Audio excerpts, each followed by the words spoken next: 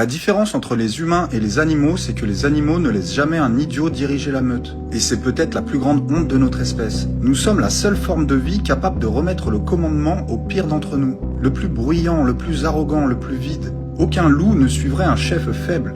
Aucun lion ne suivrait un lâche. Mais les humains, eux, applaudissent, déifient et défendent ce qui devrait être ignoré. Le problème, c'est que lorsque l'intelligence se tait, la stupidité prend le trône. Et elle règne avec conviction. Les animaux suivent l'instinct, nous suivons les apparences. Ils suivent la force, nous suivons le discours. Ils reconnaissent le leadership et nous confondons le cri avec l'autorité. Les résultats sont prévisibles, un troupeau sage et une société perdue. Également, la plupart des humains ont été programmés par contrôle mental incessant à rejeter ces sujets en faisant des amalgames installés volontairement dans leurs esprits via différents moyens. Par exemple, via les médias, les films, documentaires visant à discréditer ces sujets, via la diffamation de certains enseignants spirituels, via des associations exagérées de tous ces sujets aux mots gourou ou secte, pour tenir un maximum de personnes éloignées de ces informations.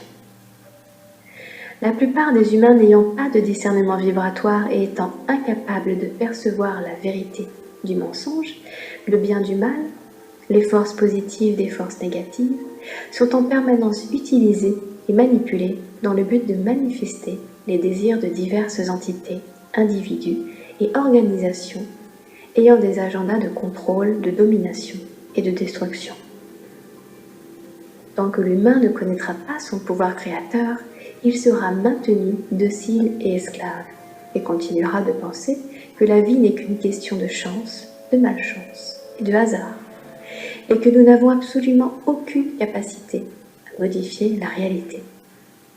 Ce que les pouvoirs en place désirent bien évidemment entretenir le plus longtemps possible dans les esprits de ceux qu'ils souhaitent maintenir sous contrôle, car la connaissance libère. La République du Congo n'a pas de chance. Vous avez là un sénateur, M.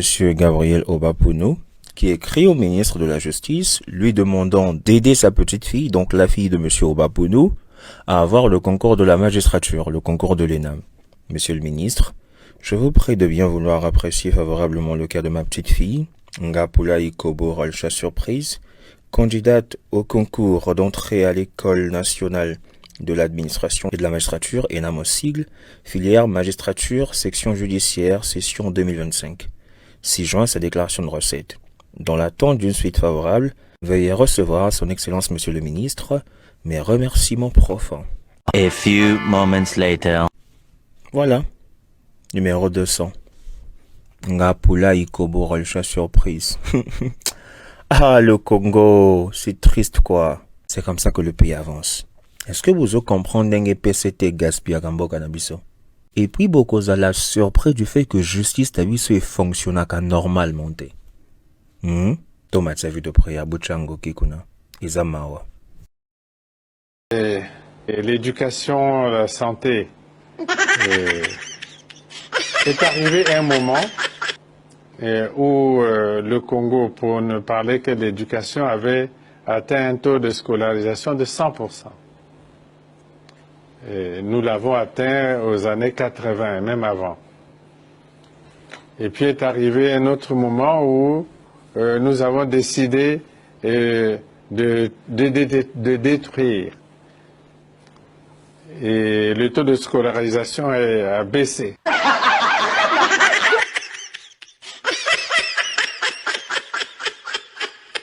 Pourquoi le dictateur ne développe pas son pays et surtout pourquoi la médiocrité devient-elle une stratégie rationnelle de pouvoir?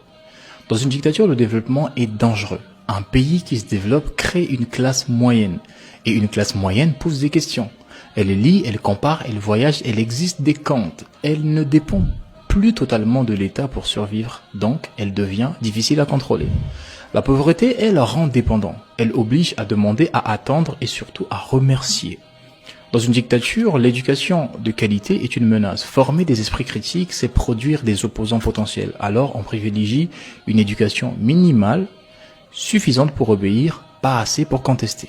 Les universités existent, mais elles sont sous-financées, politisées, surveillées. Le savoir devient un danger qu'il faut contenir. Dans une dictature, le développement économique réel réduit la peur. Un citoyen qui a un emploi stable, de l'électricité, de l'eau, une route, un hôpital fonctionnel, a moins peur de perdre le peu qu'il a. La misère, au contraire, fragilise. Elle transforme chaque faveur en arme politique, chaque aide en moyen de pression. Dans une dictature africaine, la médiocrité facilite la division. Quand tout manque, les citoyens se battent entre eux pour l'accès aux ressources plutôt que de s'unir contre le système. On se dispute pour un poste, un contrat, une bourse, un branchement électrique. Le pouvoir regarde, arbitre, récompense les loyaux. Dans une dictature, la corruption est plus efficace dans un pays sous-développé. Les grands projets transparents laissent des traces, des petits arrangements permanents, eux, nourrissent tout un réseau de dépendance. Chacun reçoit sa part, chacun devient complice, chacun a quelque chose à perdre si le système venait à tomber. Dans une dictature, la modernisation des institutions affaiblit l'homme fort. Des administrations performantes, une justice indépendante, une armée professionnelle rendent le pouvoir impersonnel. Or, le dictateur ne veut pas d'un État fort, il veut d'un État loyal. La faiblesse des institutions garantit donc sa centralité. Alors non, la stagnation n'est pas un échec, c'est un choix.